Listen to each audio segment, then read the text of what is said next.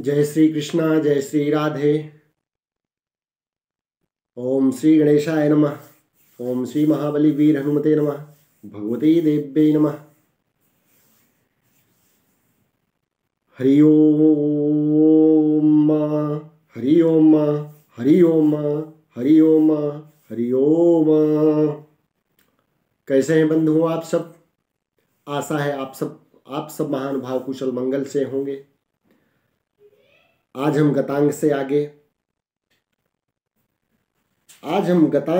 आगे अनुष्ठान कैसे करें, इस विषय पर चर्चा करते हैं। अनुष्ठान में लंबे समय तक स्थिरता एवं एकाग्रता से बैठने के लिए पद्मासन, अर्ध पद्मासन, सिद्धासन, स्वस्तिका आसन का अभ्यास हो तो अच्छा है।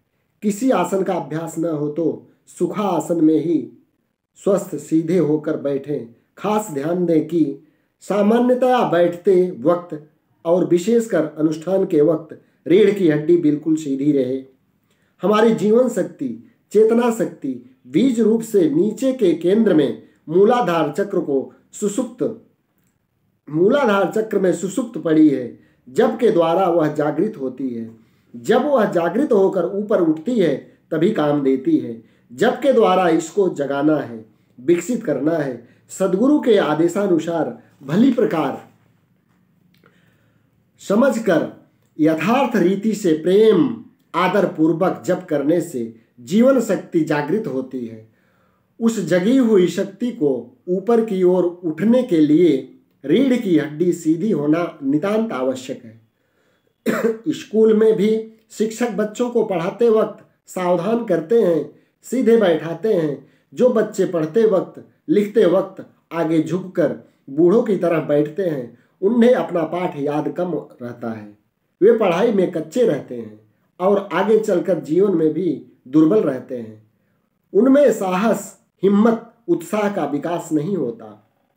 हिटलर जब किसी देश पर आक्रमण करता तब पहले अपने आदमी भेजकर जांच करवाता कि उस देश के लोग रीढ़ की हड्डी सीधी रखकर चलते बैठते हैं कि कमर झुकाकर। देश के जवान बूढ़ों की तरह चलते बैठते हैं कि बूढ़े भी जवान की तरह चलते बैठते हैं। जिस देश के लोग रीढ़ की हड्डी सीधी करके चलते बैठते मालूम पड़ते हैं, वहां हिटलर समझ जाता है कि इस देश पर विजय पाना कठिन है। जो लोग रीढ़ की हड्डी सीधी करके चलते बैठते हैं वे उत्साही होते हैं। उनकी जीवन ऊर्जा ठीक से काम देती है। जो लोग सिकुड़ कर बैठते हैं और झुक कर चलते हैं वे लोग जिंदे ही मुर्दे हैं। उनको हराने में देर नहीं लगती है। जो लोग दीवार का सहारा लेकर जप करने बैठते हैं उनको दीवार अपने जैसा जड़ बना देती है। अतः अपनी जीवन शक्ति का ठीक से विकास हो सके, इसके लिए जप के समय दीवार का सहारा छोड़कर सीधे होकर बैठें। जय श्री राधे, जय श्री कृष्णा। अब हम दिशा के विषय में थोड़ी चर्चा करेंगे। बंधुओं, सामान्यतः पूर्व या उत्तर की दिशा की ओर मुख करके जप करना चाहिए। फिर भी अलग अलग हेतुओं के लिए अलग अलग दिशा की ओर मुख करके जप करने का विधान है। गुरु गीता में आता है कि उत्तर दिशा की ओर मुख करके बैठकर जप करने से शांति, पूर्व दिशा की ओर वशीकरण, दक्षिण दिशा की ओर मारण सिद्ध होता है तथा पश्चिम दिशा की ओर मुख करके जप करने से धन की प्राप्ति होती है। अग्नेय कोण की तरफ मुख करके जप करने से आकर्षण, वायव्य कोण तरफ शत्रुओं का नाश, नैऋत्य कोण तरफ दर्शन और ईशान कोण की तरफ मुख करके जप करने से ज्ञान की प्राप्ति होती है। जय श्री राधे बंधुओं। अब हम माला के विषय पे थोड़ी चर्चा करेंगे। आप जो हाथ से माला घुमाते हैं वो माला कैसी हो? साधकों के लिए माला बड़ा महत्वपूर्ण साधन है। मंत्र जाप में माला बड़ी सहायक होती है। इसलिए समझदार साधक अपनी माला को प्राण जैसी प्रिय समझते हैं और गुप्त धन की भांति उसकी सुरक्षा करते हैं। जप माला की प्राण प्रतिष्ठा पीपल के पत्ते पर रखकर उसकी पूजा इस प्रकार मंत्र के साथ करें। हरि ओम। जय श्री राधे। त्वं माले सर्वदेवानां प्रीतिदा सुखदा भव, शिवम कुरुष्व मे भद्रे यशो वीर्यं च सर्वदा। अर्थात हे माला, तू सूर्य देव की प्रीति और शुभ फल देने वाली है। मुझे तू यश और बल दे तथा सर्वदा मेरा कल्याण कर। इस माला में वृत्ति जागृत हो जाएगी, इससे माला में वृत्ति जागृत हो जाएगी और उसमें परमात्म चेतना का आभास आ जाता है। माला को कपड़े से ढके बिना या गौमुखी से रखे बिना जो जप किए जाते हैं वे फलते नहीं। अनुष्ठान के दिनों में राधे राधे। अनुष्ठान के दिनों में हर रोज के जप की संख्या निश्चित होनी आवश्यक है। यह संख्या पूर्ण करने के लिए अनुष्ठान में उत्साह एवं लगन जारी रखने के लिए, प्रमाद से बचने के लिए माला बड़ी सहायक होती है। जब करते करते मन अन्यत्र चला जाएगा या तंद्रा घेर लेगी, माला रुक जाएगी। यदि माला चलती रहे तो जीभ भी चलती रहेगी और भटकते मन को थोड़ी देर में वापस खींच लेगी। जीभ और माला दोनों घूमती रहे तो बाहर घूमने वाला मन थोड़ी ही देर में अपने उस स्थिर अंश के पास लौट आएगा जो मूर्छित रूप से जीभ और माला को चलाने में कारण रूप था। माला और जीभ को चलाने में जो श्रद्धा और विश्वास की शक्ति काम कर रही है, वह शक्ति एक दिन अवश्य व्यक्त हो जाएगी, जागृत हो जाएगी। जय श्री राधे। जय श्री कृष्णा। ओम नमो भगवते वासुदेवाय। माला इतना महत्वपूर्ण कार्य करती है, तब आदर पूर्वक उसका विचार न करके यूं ही साधारण सी वस्तु समझ लेना, केवल गिनने की एक तरकीब मात्र समझकर एक सामान्य वस्तु की तरह अशुद्ध अवस्था में भी साथ रखना, बाएं हाथ से माला घुमाना, लोगों को दिखाते फिरना, पैर तक लटकाए रखना, जहां कहीं रख देना, ये बातें समझदारी और श्रद्धा की कमी से होती हैं। मालाएं तीन प्रकार की होती हैं। मालाएं तीन प्रकार की होती हैं बंधुओं। पहली है करमाला, दूसरी है वर्णमाला और तीसरी है मणिमाला। अंगुलियों पर गिनकर जो जाप किया जाता है वह करमाला जाप है, और वर्णमाला का अर्थ है अक्षरों के द्वारा जप की संख्या गिनना, और मणिमाला माने मन का पिरोकर जो माला बनाई जाती है उसे मणिमाला कहते हैं। अनुष्ठान में इस मणिमाला का ही उपयोग करना हितकर एवं सरल है। यह माला अनेक चीजों की बनती है, जैसे रुद्राक्ष, तुलसी, शंख, पद्मबीज, मोती, स्फटिक, मणि, रत्न, सुवर्ण, चांदी, चंदन, कुशमूल आदि। सूत और उनसे बनी हुई माला भी काम में आती है। सब प्रकार के जप में 108 दानों की माला काम आती है। एक बीज की माला में दूसरी चीज, जय श्री राधे, एक चीज की माला में दूसरी चीज का मनका नहीं आना चाहिए।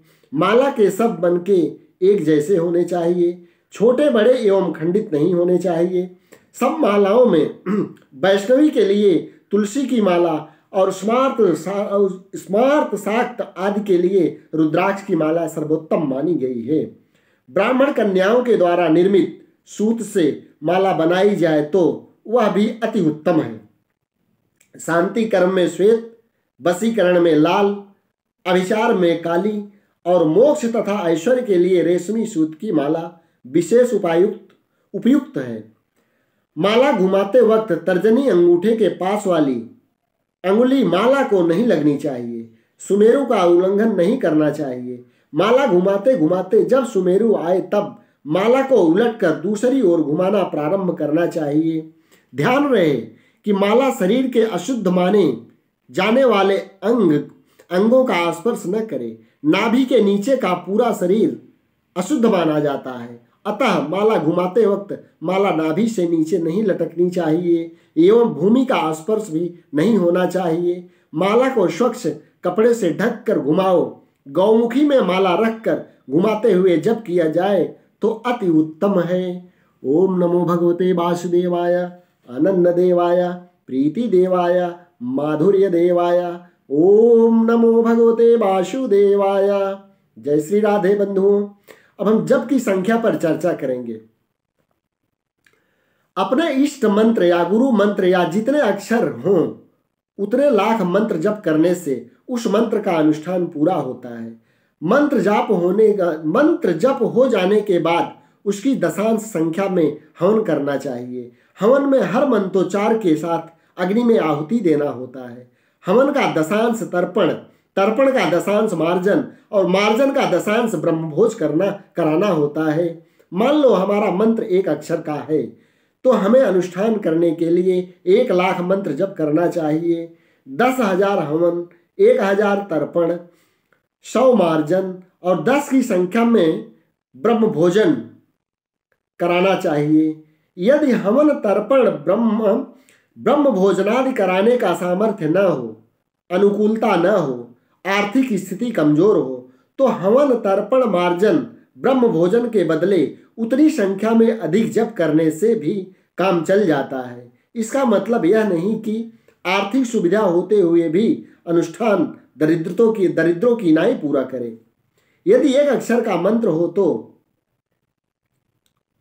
10,000 प्लस,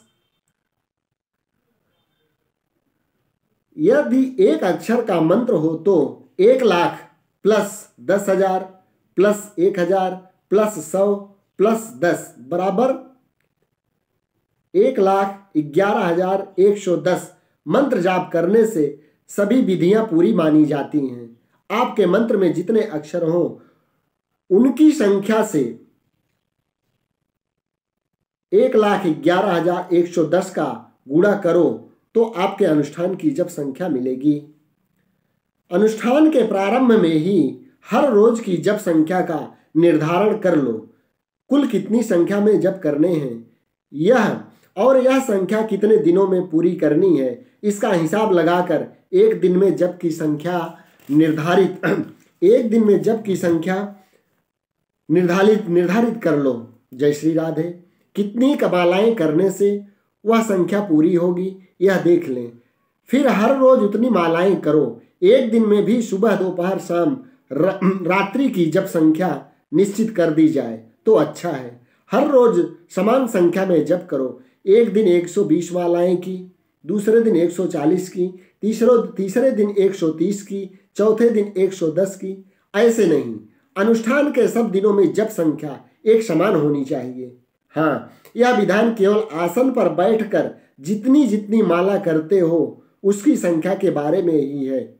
चलते फिरते, उठते बैठते, खाते पीते, श्वास के साथ यदि तुम मानसिक जप करते हो बिना माला के तो उसकी कोई गिनती रखने की आवश्यकता नहीं है।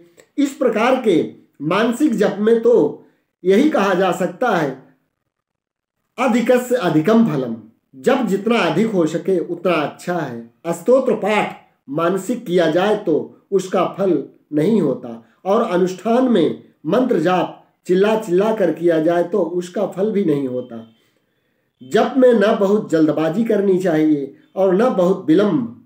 गाकर जपना, सिर हिलाना, लिखा हुआ पढ़ना, मंत्र का अर्थ न जानना और बीच बीच में भूल जाना, यह सब मंत्र सिद्धि के अवरोधक हैं। जप के समय यह चिंतन जारी रहना चाहिए कि इष्ट देवता, मंत्र और गुरुदेव एक ही हैं।